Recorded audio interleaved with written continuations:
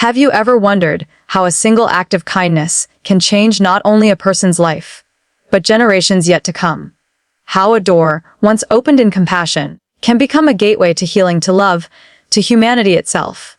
This is not just a story about strangers meeting on a lonely night.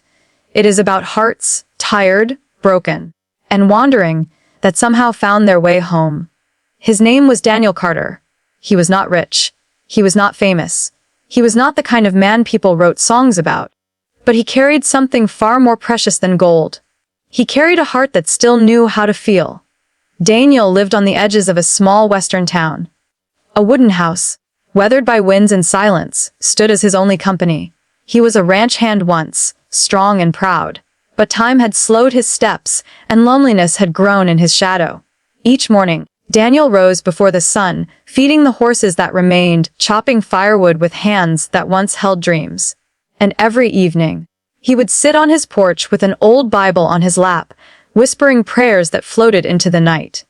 Neighbors rarely visited. Friends had drifted away.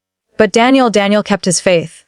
For even in his solitude, he believed that life, somehow, somewhere, still had a story left for him, yet behind his gentle smile was a man haunted by loss. His wife, Margaret, had passed away 5 winters ago. Her laughter no longer filled the kitchen. Her voice no longer read scripture by the firelight. And with her absence came another shadow, silence. The kind of silence that pressed heavy on a man's soul. Daniel's children had grown and moved far away, each chasing their own lives in cities he would never see.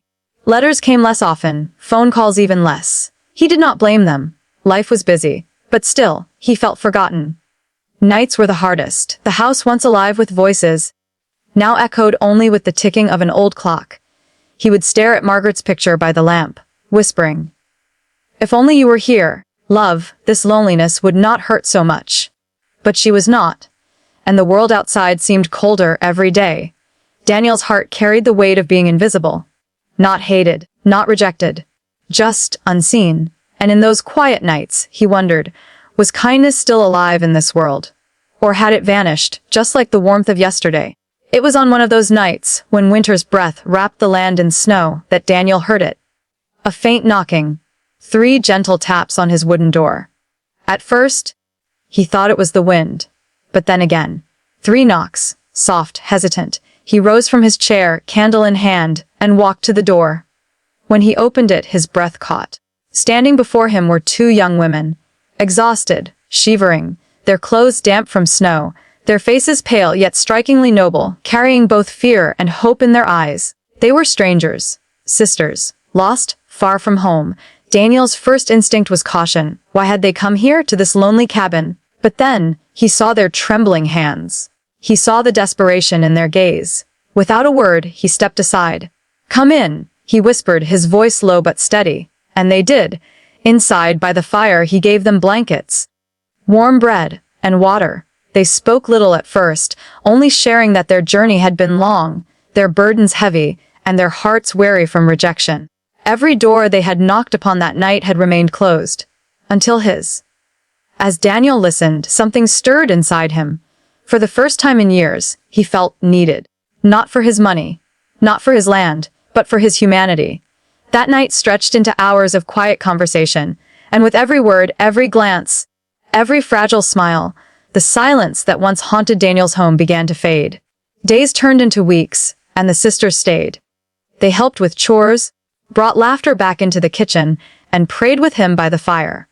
In their presence, Daniel discovered something profound, that love is not bound by blood, that kindness can knit together souls that once wandered alone. The sisters, too, found more than shelter. They found in Daniel the fatherly warmth they had long been missing, the safety of a home, the comfort of belonging. It was a bond built not on wealth nor obligation, but on compassion freely given. And soon, the house that once echoed with emptiness now sang again, not with the same voices as before, but with new ones. Voices of gratitude, of laughter, of love reborn. Daniel's loneliness was healed, not by riches or fame, but by one simple choice opening his door. And in that choice was a message for the world, that no act of kindness, however small, is ever wasted, that when we open our doors, we open our hearts, And in doing so, we discover that humanity still lives, still breathes, still saves. It wasn't wealth or fame that changed their lives. It was a single act of kindness. One open door and two open hearts.